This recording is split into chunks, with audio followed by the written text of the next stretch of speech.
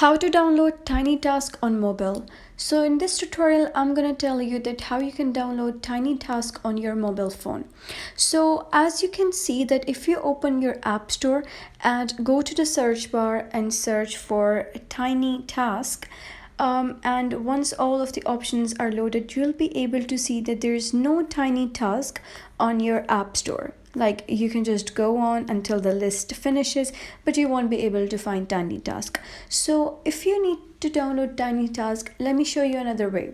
So for that, you can go back and open any of the web browser that is on your phone. For example, I have Safari, so I'm just gonna open Safari. And now here in the search bar, go and type TinyTask download mobile.